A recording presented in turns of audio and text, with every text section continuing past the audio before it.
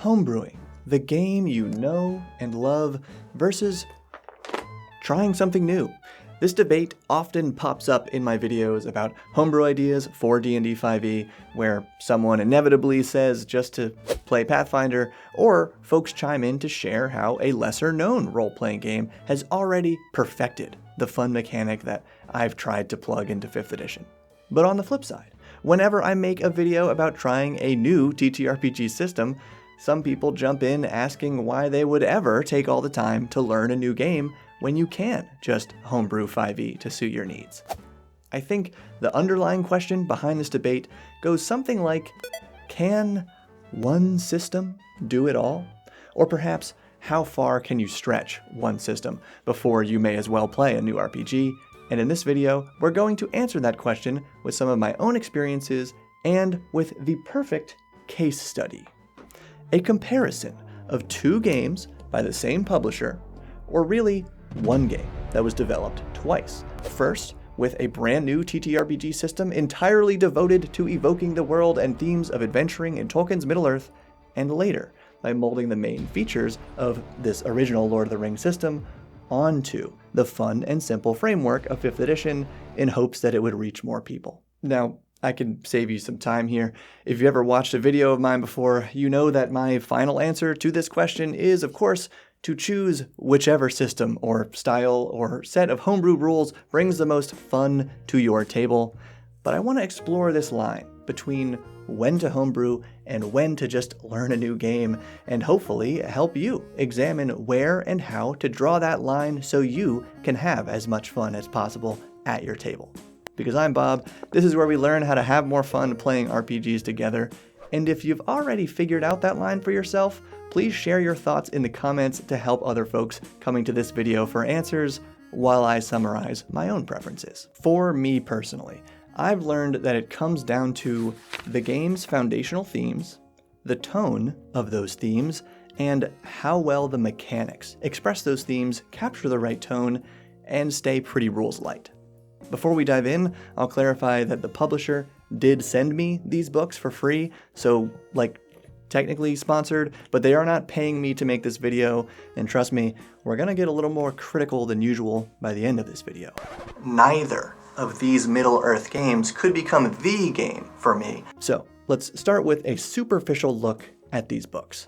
The One Ring 2e by Free League Publishing has this eye-catching cover, black, white, and red, with a depiction of a very Lord of the Rings party, human, dwarf, elf, and hobbit. Yep, not a halfling, we can actually say hobbit in this game, and I really like the canvas texture of this book, plus any book with a ribbon is just plain better. The 5e version, also by Free League Publishing, has a glossy, watercolor-esque, typical 5e looking cover, except of course, it has this beautiful portrait of Gandalf astride Shadowfax riding beneath an elven ruin, and it honestly kind of warms my heart to see such a gorgeous portrayal of one of my favorite characters in all of fiction. But looking inside, both books appear pretty much identical at a glance. Wonderful, non-glossy pages which keep the books from being unnecessarily heavy, nice parchment texture overlay, beautiful design between the dark brown and red lettering throughout, and I really like the almost pencil-drawn style of the artwork.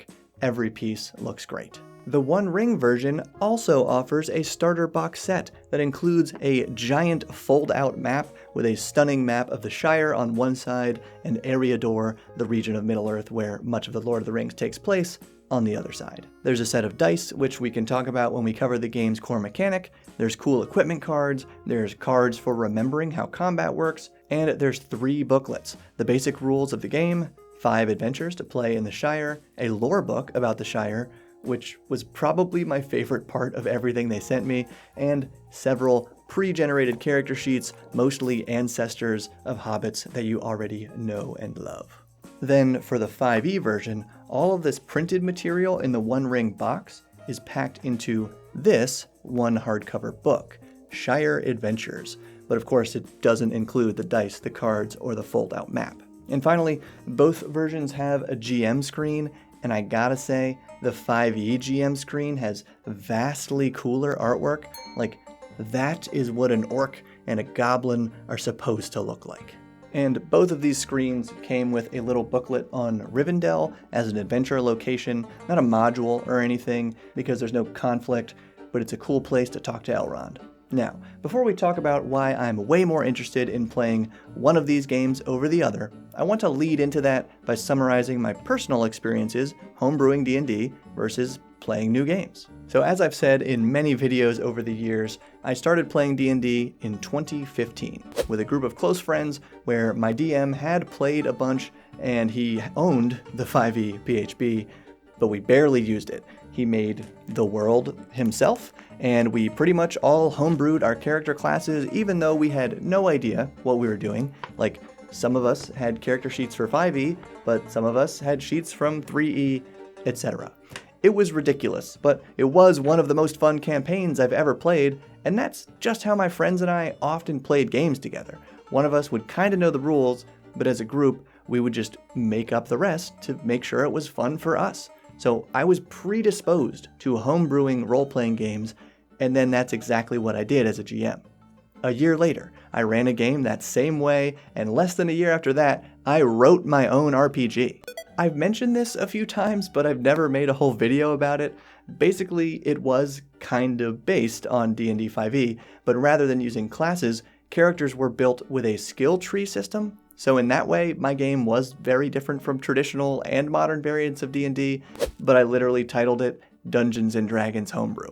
But then Grace and I moved to a new state, that game ended, and over the next couple years I became fully entrenched in 5e, reading more and more into the official rulebooks until I finally realized that the superhero nature of D&D 5e, starting around level 6 and beyond, is totally cool, but it's not my ideal theme or mechanics for long-term gameplay. That's when I grabbed the free Quick Start rules for Dungeon Crawl Classics on Free RPG Day, and then I got the starter set box for Call of Cthulhu to try something completely different.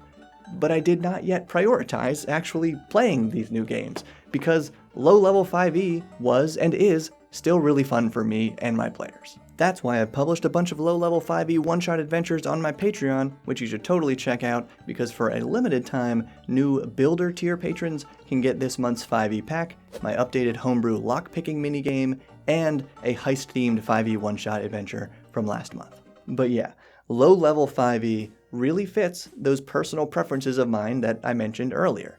I like the game's foundational themes of medieval fantasy adventure, I like the tone of that theme because it can be both comedic and dramatic, and I like how the rules tie it all together with character options that express those themes very well, and a swingy D20 system that captures both tones of drama and comedy while being relatively rules light, at least at low levels. That's all why, even though I've only played a handful of sessions so far, I do really like Dungeon Crawl Classics because it has the same theme and tone, but the mechanics allow for even grittier drama and even more wacky comedy. And this is why neither of these Middle-earth games could become the game for me, although I still really like some parts of what each one has to offer. So, The One Ring was designed from the ground up to express the themes and tone of Tolkien's Lord of the Rings. Mechanically, the One Ring system is D6 pool, roll high, using strength, heart,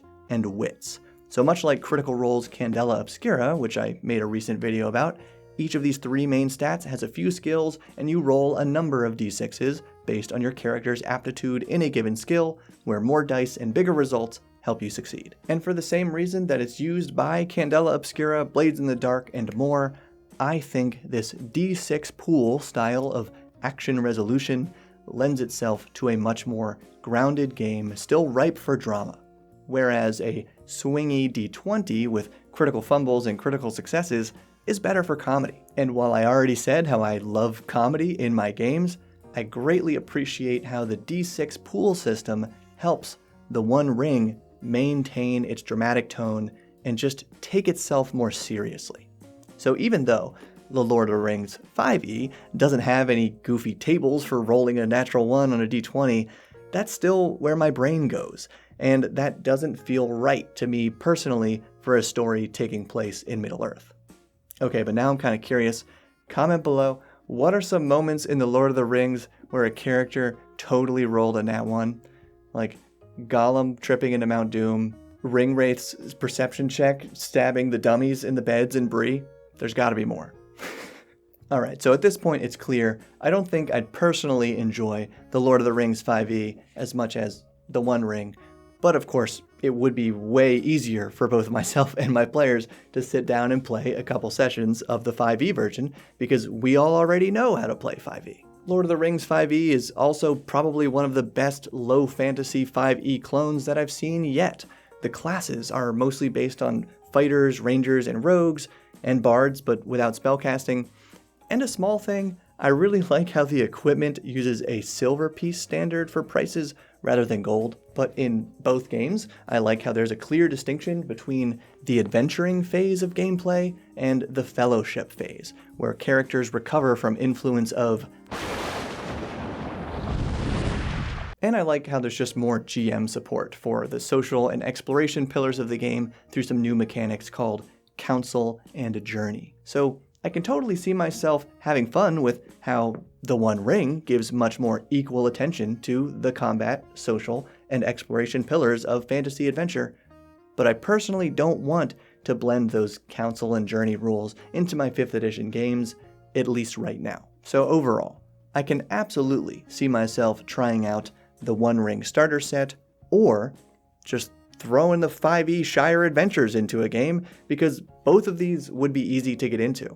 And in either case, I really love all the content focused on the Shire. And since these two only include rules for role-playing as a party of hobbits, not halflings, hobbits, in my head, that means the game can still have a decent amount of comedy compared to playing a Tolkien-style elf or a grim ranger of the north. But I'd love to hear your thoughts on this topic down in the comments. Would you rather play Lord of the Rings 5e, the One Ring, try them both out, or maybe just keep playing whatever games you already know and love? Then check out this. Backwards. This free and fun little fantasy game in the video on your screen, and consider subscribing or joining Patreon, which is the best way to support what I do. But thank you for your support, and keep building.